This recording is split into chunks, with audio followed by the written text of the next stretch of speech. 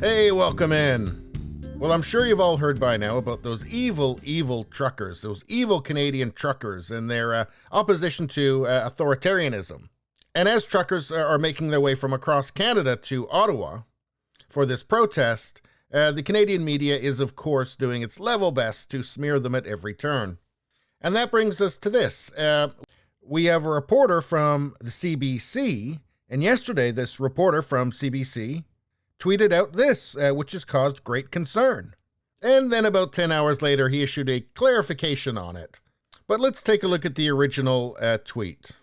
It says, "These are texts the Toronto contact for the truckers' convoy, calling itself a freedom rally, sent me.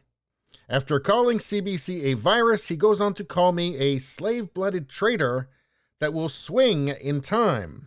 All I asked for was an interview." So he's making a statement of fact here. These are texts the Toronto contact for the truckers' convoy, calling itself a freedom rally, sent me. Remember that. He's stating that as fact. Now, of course, this text is pretty awful. Enough lies, you slave-blooded traitor. Evil will get its due in the end. Tell the effing truth. Traitors will swing in time.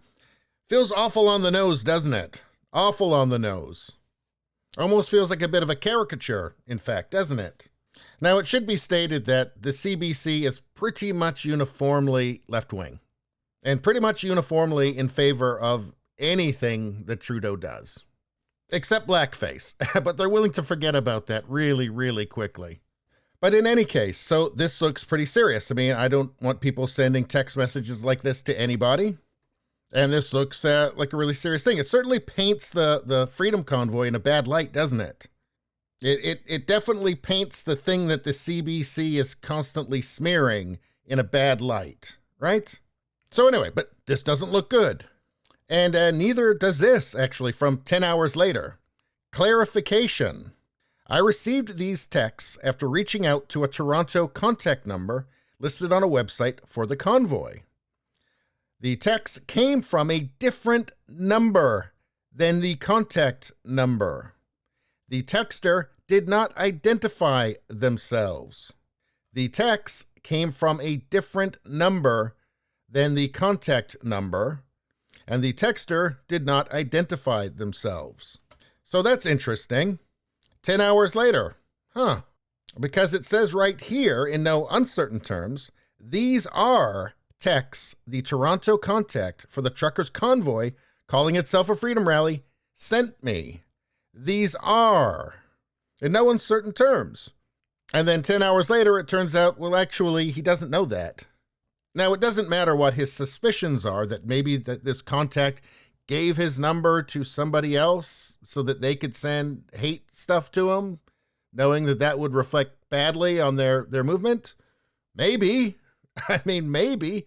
Doesn't sound very likely to me, but it would certainly be wrong and unethical to claim that he knows that was from the truckers' convoy, right? I mean, clearly. I mean, you don't have to be a journalist to know that.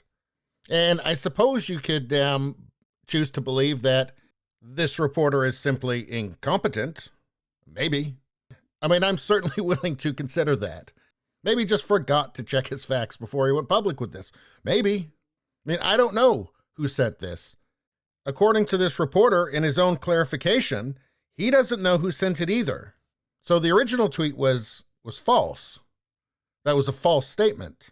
He's admitting it right here, publicly admitting it. So I don't know. Is it incompetence? Is it just a lack of ethics? I don't know.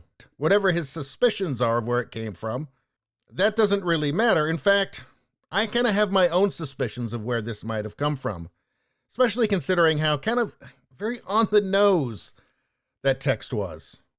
In fact, let's go to social media and find out what people are thinking about his claims. Reporter leaves out important details to spin a story a certain way. What else is new? Why did this clarification take 10 hours for you to produce? Good question. How about this? CBC equals lies, lies, and more lies. Paid government propaganda. Well, I can't argue with that.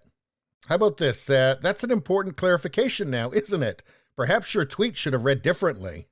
How about this one? Oh, you made it up. Damn, I always miss the obvious explanation. I'm not making any claims here myself, okay? I'm just reading what's on the internet. And especially for legal reasons, I'm not making any claims. How about this one? For all we know, you may have asked a friend from work to send you that garbage. Try harder. How about this? This person seems to know more about journalism than the journalist. Then you should delete your whole thread. It's not factual and based on assumptions. But I actually like this one. This one is from one of his supporters.